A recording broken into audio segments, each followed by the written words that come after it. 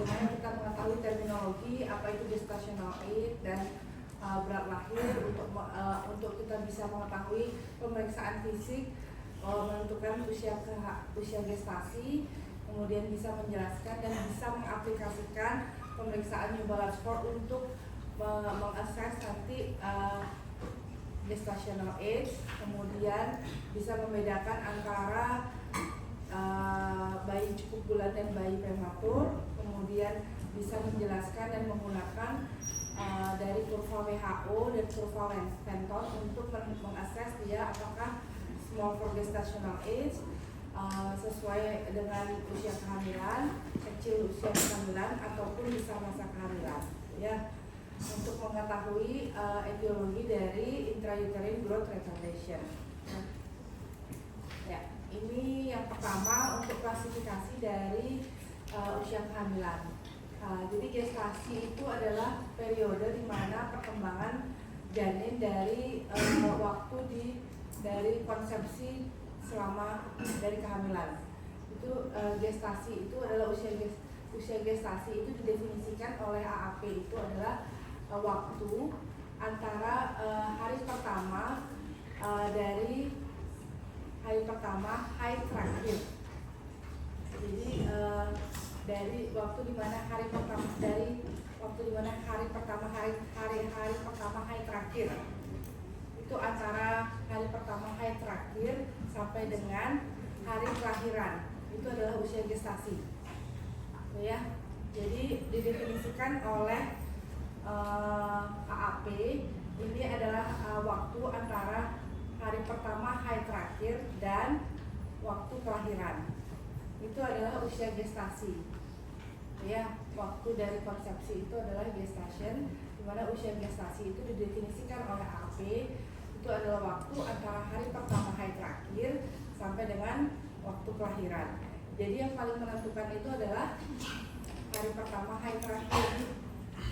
Itu pun kalau diingat oleh ibunya. Jadi yang paling, makanya kalau di pemeriksaan di OBGYN pasti yang selalu ditanyakan oleh dokter OBGYN yang pertama kali adalah, Bu, kapan hari pertama haid terakhir? Gitu. Karena itu yang akan menentukan usia gestasi dari janinnya tersebut, ya. Pasti akan bertanya kapan hari pertama haid terakhirnya. Itu yang akan ditanyakan oleh dokter OBGYN-nya begitu ibu itu periksa ke dokter OBGYN, karena itu yang akan menentukan adalah usia gestasinya, ya. Kemudian untuk menentukan usia gestasi ini menggunakan menstrual age ini adalah lebih akurat karena dia akan wanita itu akan lebih mengetahui dibandingkan dengan date ovulation-nya, ya. Kemudian kenapa gestational age ini penting sebagai informasi kepada dokter OBGYN-nya, karena ini akan memberikan informasi-informasi yang sangat penting terhadap nanti apakah antisipasi terhadap proses persalinan, resiko-resiko persalinannya. Ya, silakan. Ya. Karena kalau dia gestational age-nya itu, karena kalau kita salah memberikan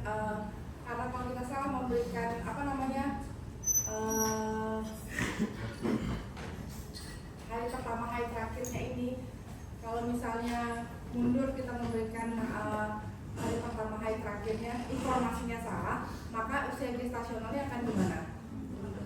Kan akan berubah kan ya, akan semakin prematur jadinya kan ya. Nah, itu akan salah juga, akan mengantisipasi nanti bayinya akan lahir kemungkinannya kan prematur lagi kan ya. Ataupun kalau misalnya kita maju hari pertama haid terakhirnya, kayaknya bulan misalnya sekarang periksanya bulan hari ini bulan April periksa, hari pertama haid terakhirnya misalnya bilangnya bulan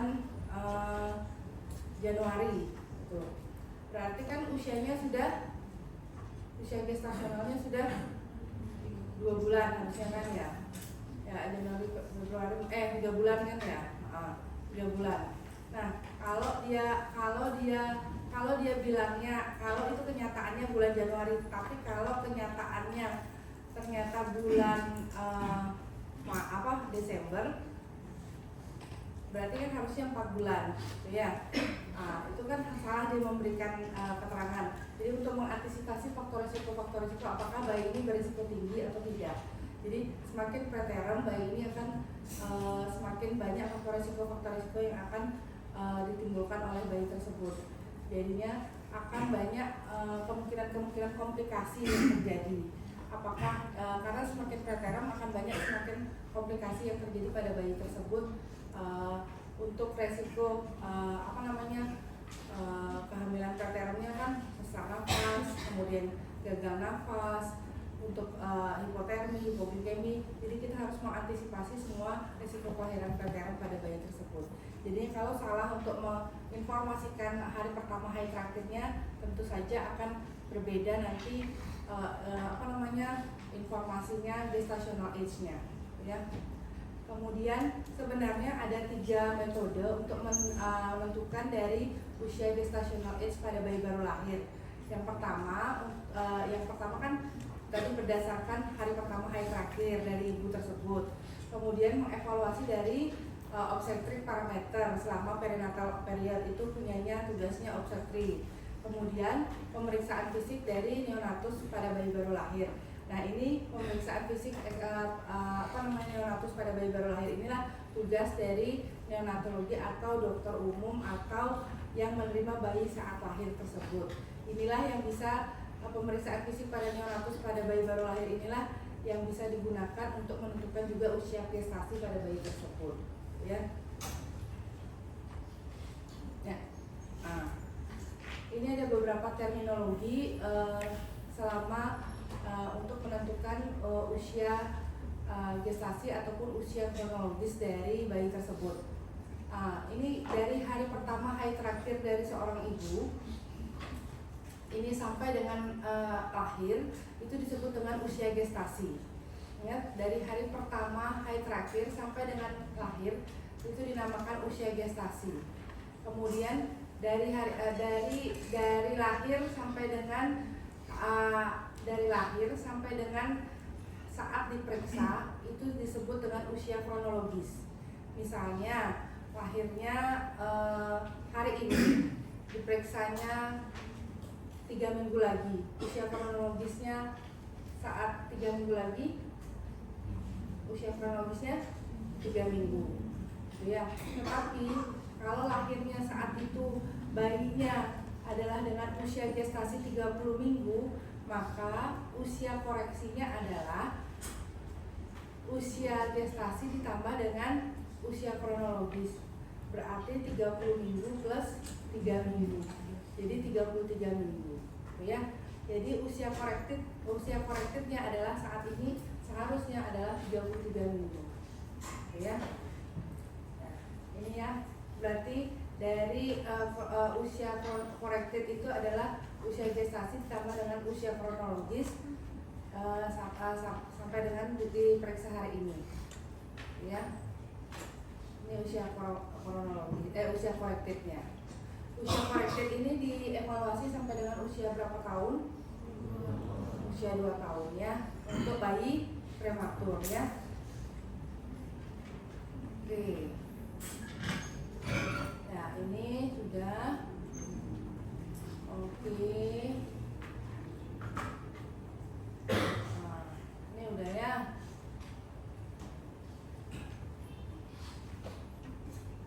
Oke, nah ini pemeriksaan fisik pada neonatus. Ini ada beberapa macam pemeriksaan fisik pada neonatus. Yang pertama ada pemeriksaan dari matanya, anterior vascular capsule of the lens.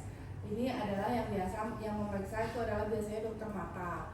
Ini menggunakan ophthalmoscope. Ini pemeriksaannya khusus dari dokter mata biasanya. Ini hanya untuk teorinya saja.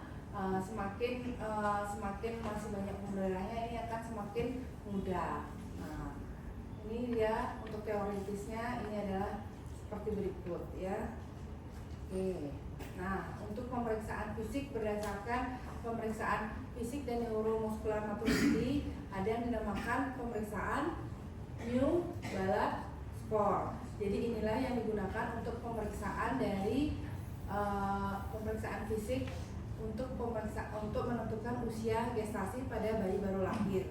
Jika kita tidak mengetahui usia gestasi pada bayi tersebut, jadi kita bisa menilai usia gestasi tersebut dari pemeriksaan fisik yang kita temui pada bayi tersebut, ya. Nah, ini yang ada Du Bois, ada Ballard, kemudian yang paling terakhir ada New Ballard Score. New Ballard Score ini yang paling terakhir, yang paling sering sekarang digunakan untuk menentukan usia gestasi pada bayi baru lahir, ya. New Ballard Score ini skornya dari minus 10 sampai dengan 50 yang berkorelasi dari 20 minggu sampai dengan 44 minggu usia gestasi, ya. Paling baik dikerjakan di usia kurang dari 12 jam jika usia kehamilannya kurang dari 26 minggu usia gestasi, dan jika usia gestasinya lebih dari 26 minggu sebenarnya tidak ada optimal age, tapi paling baik dikerjakan sampai kurang dari 96 jam. Kemudian pemeriksaannya sebenarnya bisa akurat jika saat akurat tetap walaupun bayi itu sakit ataupun dalam keadaan baik sampai dengan usia 2 minggu usia gestasional. Kemudian skornya terdiri dari 6 pemeriksaan neuromuskular dan 6 pemeriksaan fisik, ya. Kemudian sebaiknya pemeriksaan ini dilakukan oleh 2 orang pemeriksa yang berbeda untuk meyakinkan objektivitas dari pemeriksaan tersebut dan memasukkan datanya di dalam chart dari New Ballard Score tersebut. Nanti ada chart dari New Ballard Score-nya di bawahnya. Nah, ini akan dilakukan pemeriksaan neuromuscular maturity ini. Dia akan melakukan ada gerakan-gerakan, nanti bisa dilihat di YouTube untuk gerakan-gerakan pemeriksaannya, bagaimana gerakan pemeriksaan square window, arm recoil, platelet angle, scarf sign, heel to ear ini bisa dilihat di YouTube. Jadinya untuk pemeriksaannya itu di YouTube sudah banyak bagaimana cara pemeriksaannya. Jadinya nanti bisa dipraktekkan sendiri bagaimana cara untuk pemeriksaannya. Kemudian untuk postural nanti bisa kita lihat, biasanya semakin taruhan bayinya ini akan semakin posisinya semakin dia seperti ini, ya. Kemudian ini fleksi, kemudian ini ekstensi, ya banyak dah, ya. Kemudian arm recoil-nya ini minimal, ini sudah baik arm recoil-nya. Popliteal angle-nya sedikit, ya, ini bisa banyak, ya, nyampe di sini. Ini elbow, ini scarf sign-nya, elbow-nya bisa, kalau normalnya dia nggak, kalau bayi cukup bulan dia nggak akan melewati midline, tetapi kalau bayi prematur elbow-nya pasti melewati midline-nya dia. Heel to ear-nya semakin dia tua bayinya akan semakin susah mencapai kakinya, heel-nya akan susah mencapai ear. Tetapi semakin muda dia heel-nya akan mudah mencapai ear, gitu, ya. Nah, sesuai dengan gambar ini. Mungkin nanti di koas akan lebih untuk lebih mempraktekkan untuk New Ballard Score ini lebih bisa mempraktekkan, karena kalau kita melihat aslinya akan lebih ini toh namanya square window, ini tuh namanya arm recoil, gitu, ya. Kalau dilihat di YouTube mungkin bisa saja, tetapi kalau melakukannya lebih ingat pasti, ya. Nanti akan ditulis di sini berapa masing-masing pemeriksa akan mendapatkan skornya. Nanti akan dijumlahkan maturitas skornya, di neuromuskular maturitasnya berapa, kemudian di fisikal maturitasnya berapa akan dijumlahkan. Kemudian nanti akan dicari di sini berapa jumlah skor maturitas, berapa jumlah skornya, baru disesuaikan usia gestasinya di sini. Nanti akan ketemu nanti usia gestasi yang kemungkinan bayi tersebut berada di mana, gitu, ya. Oke, ada yang kurang jelas sampai di sini? Udah jelas.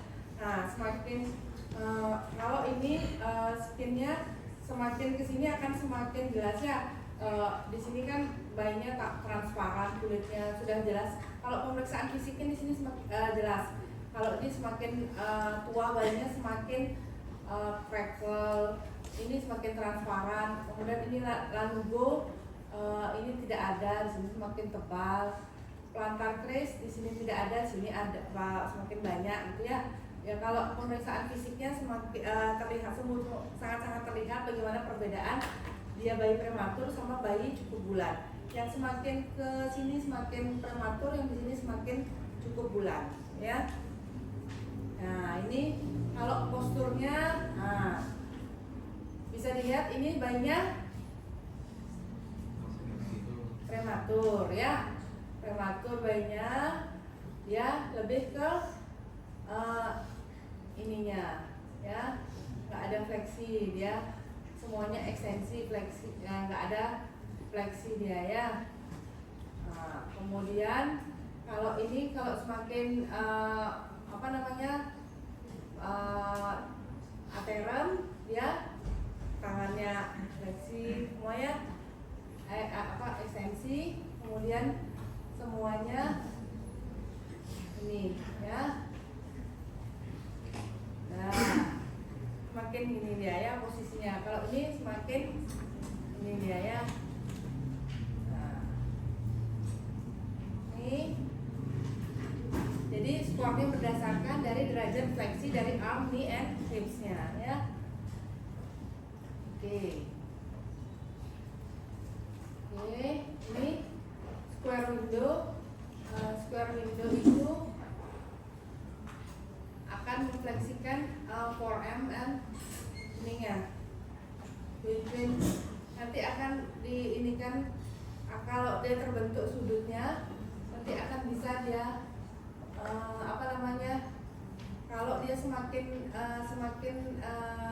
prematur, dia sudutnya akan semakin besar dia ya, 90 derajat dia ya. Nanti akan dilihat dia di YouTube nanti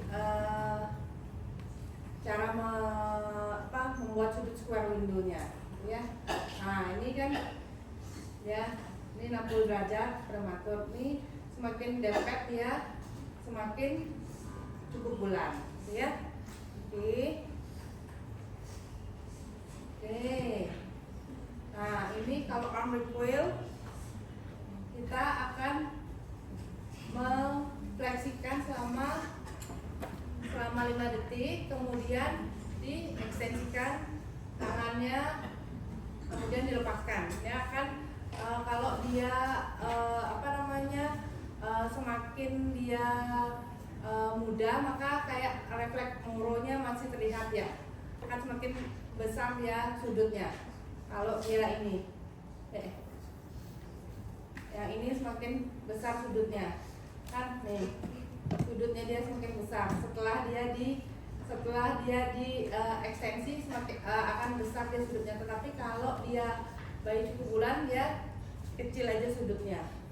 Setelah dia dilepaskan, setelah tangannya diekstensikan, maka sudutnya akan kecil aja dia kalau dia cukup bulan, ya. Nah, semakin cukup bulan akan semakin kecil sudutnya. Tetapi kalau dia bayi semakin prematur, dia makanya semakin lebar dia. Begitu dia difleksikan sebentar, difleksikan selama 5 detik, kemudian diekstensikan, kemudian dilepaskan. Dia pasti gini, refleksnya dia kayak gini terbuka. Kalau terbuka tuh dia bayi prematur. Kalau dia semakin lebar sudutnya semakin prematur. Kalau bayi cukup bulan pasti cuma sedikit aja dia. Itu aja ya.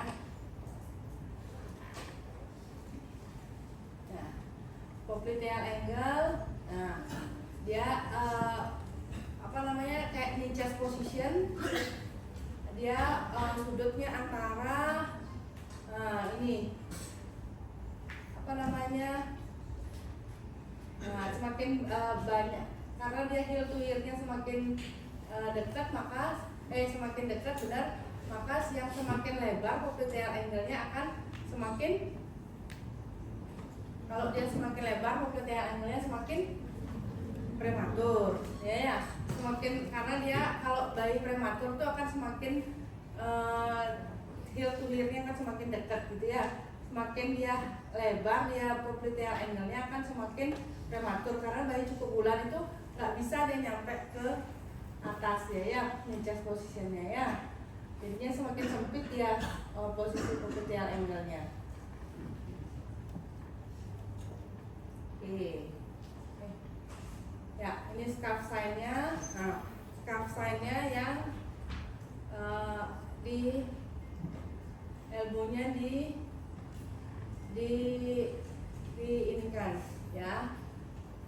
Kemudian kalau dia melewati midline dia akan semakin prematur. Tapi kalau bayi cukup bulan dia tidak akan melewati midline ya. Oke. Nah, ini heel to ear-nya.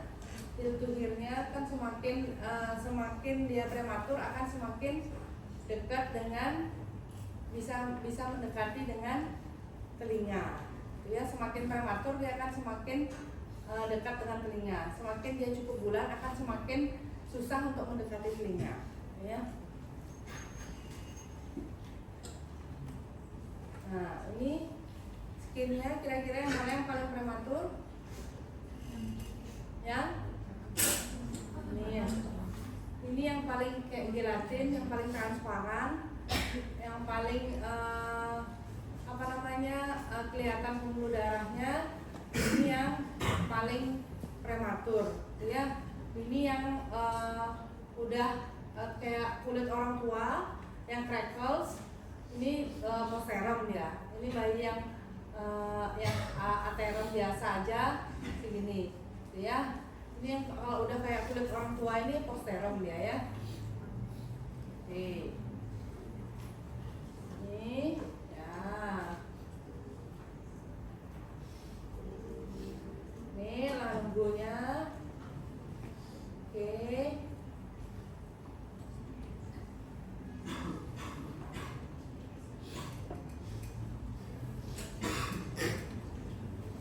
Nah, ini plantar face-nya.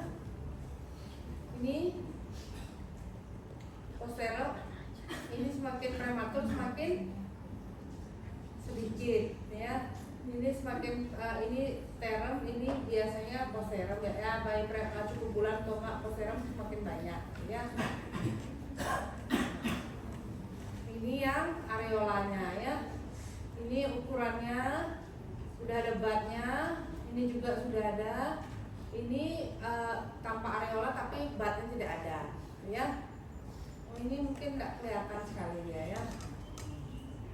Nah, ini kalau telinga atau matanya ini kan sudah bagus sekali ya. Curve sama pinanya sudah bagus, nggak ada melipat. Kemudian ini juga ya sedikit melipat tapi sedikit tidak bagus. Tapi ini kan perbedaannya tidak begitu sempurna. Kemudian ini kalau dilipat tidak kembali dengan baik untuk pinanya itu ya. Kalau ini dilipat masih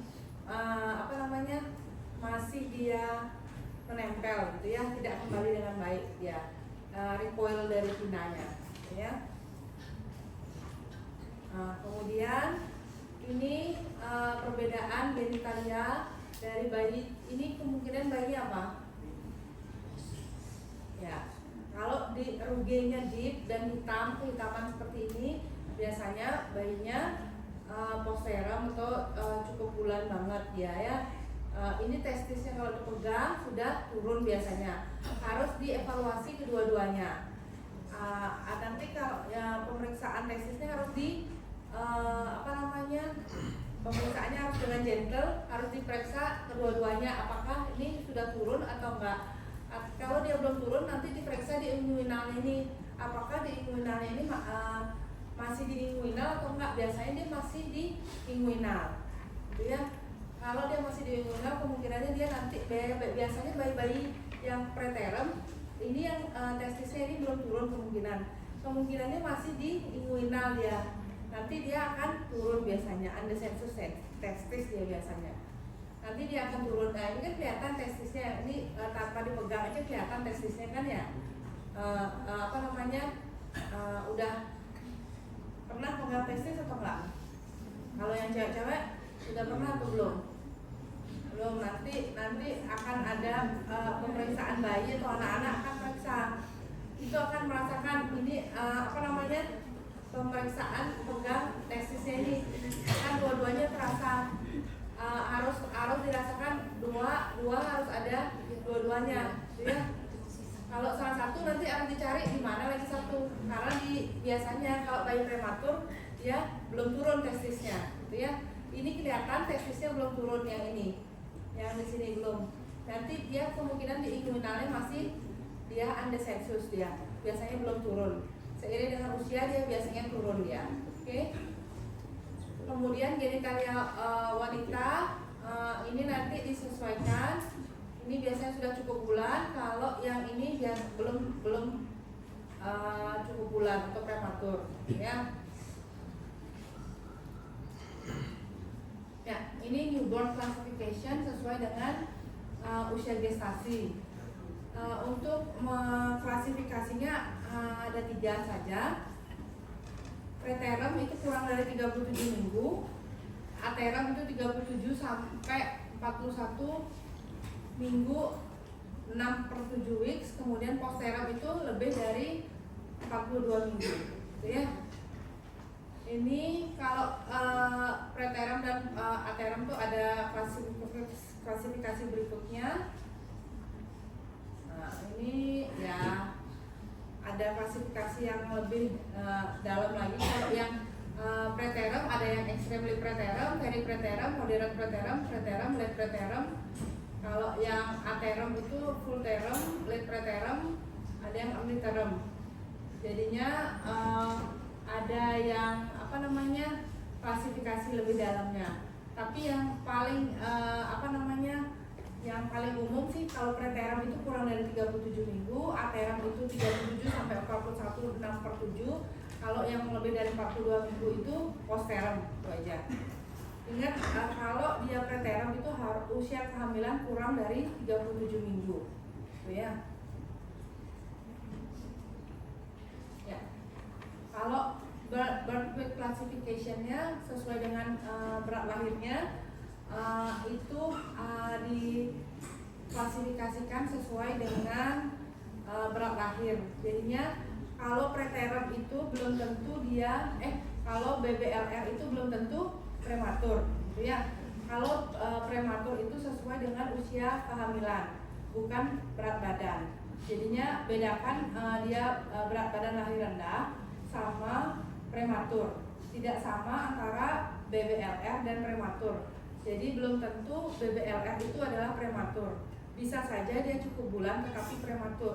Bisa saja dia BBLR tetapi tidak prematur, gitu ya. Jadi prematur itu adalah usia kehamilan. BBLR itu adalah berat lahir. Gitu. Jadi jangan disamakan antara prematur dengan BBLR. Gitu ya. Tetapi pada umumnya memang bayi-bayi prematur itu biasanya memiliki berat badan lahir yang kurang, gitu ya. Nah, ini klasifikasi berat lahirnya. Nah, ini kalau dikombinasikan antara berat lahir sesuai dengan dan dengan gestational age-nya akan disesuaikan dengan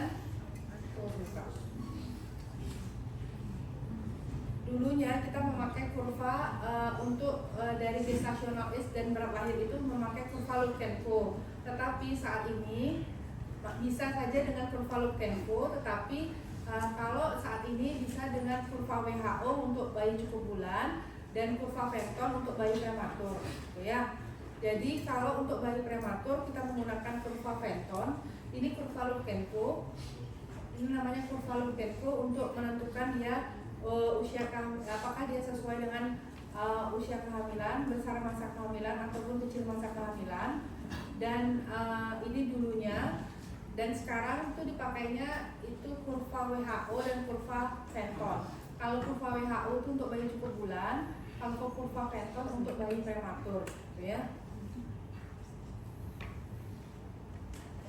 Ini kurva WHO untuk bayi perempuan dan bayi laki-laki. Nah, ini kurva Fenton untuk bayi prematur. Jadinya kalau dia interpretasinya akan sama, kalau dia di persentil, kalau dia masih di persentil di kurvanya ini, maka dia sesuai masa gestasi. Kalau dia di bawah persentil 3, maka dia akan kecil masa kehamilan.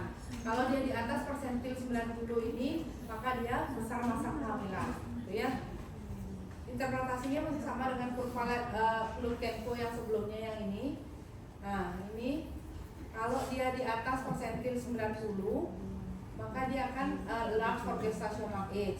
Kalau dia di putih ini akan appropriate for gestational age, dan kalau dia yang biru ini akan dia small for gestational age, gitu ya. Sama saja, yang kalau dia di bawah akan small, di kurva akan sesuai, di atas kurva akan large, gitu ya. Nah, ini untuk penjelasannya. Kalau untuk fetal growth restriction atau IUGR, itu dia akan berbeda antara IUGR dengan small for gestational age. Bisa saja dia, karena intrauterine growth retardation itu berbeda dengan small for gestational age. Tidak terlalu sama, dia bisa dia sama-sama kecil, tetapi kalau dia intrauterine growth retardation itu biasanya itu karena suatu faktor di dalam kandungan. Kalau dia intrauterine growth retardation itu dia pernah pertumbuhannya pernah normal, tetapi dia kemudian menyilang garis normal sehingga mengalami penurunan pertumbuhannya. Dia mengalami penurunan pertumbuhan sehingga dia tidak selalu dia small for gestational age dia kalau IUGR itu, tetapi dia mengalami penurunan pertumbuhan dia kalau dia IUGR, ya. Ya, ini kan IUGR. Nah, kalau ini IUGR infant sering disebut dengan SGA, tetapi tidak selalu sama, gitu ya. Kadang-kadang dia pertumbuhannya memang terrestricted, tetapi sering tidak di bawah persentil 10. Kadang-kadang IUGR itu tidak sampai kurang dari persentil 10 dia, tetapi mengalami penurunan pertumbuhan, gitu ya. Jadi kalau SGA itu kan pasti di bawah persentil 10 kalau tadi. Tetapi kalau IUGR ini belum tentu dia di bawah persentil 10, tetapi dia sudah mengalami penurunan pertumbuhan di dalam janin, gitu ya. Itu ada yang symmetric growth restriction, itu biasanya karena dari usia trimester pertama dia sudah mengalami hambatan pertumbuhan. Itu biasanya karena kelainan kongenital atau chromosomal disorder. Kemudian yang asymmetric growth restriction itu biasanya karena insufisiensi plasenta di trimester ketiga kehamilan. Itu biasanya karena ibunya mengalami preeklamsia pada trimester ketiga, kemudian kekurangan intake kalori pada trimester ketiga, kemudian biasanya karena fetal distress juga. Biasanya hanya berat badannya saja yang menurun, panjang badan sama lingkar kepalanya enggak, gitu ya. Dia yang asymmetric growth restriction. Nah, ini perbedaan dari small gestational age sama IUGR.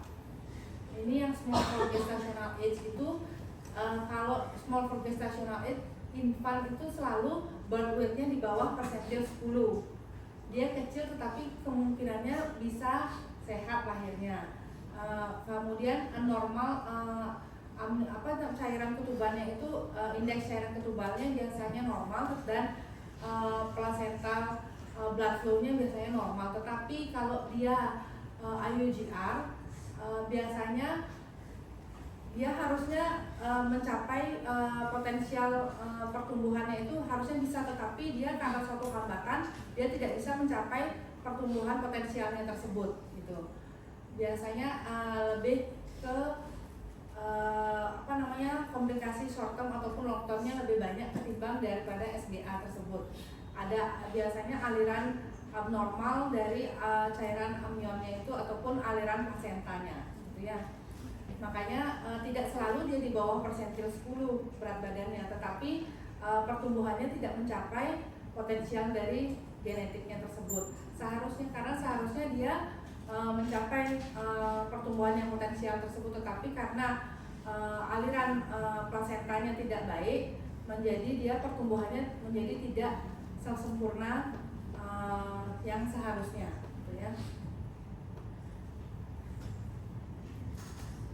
Nah, ini penyebabnya, yang perbedaan penyebab yang simetrik dan asimetrik dari IGR.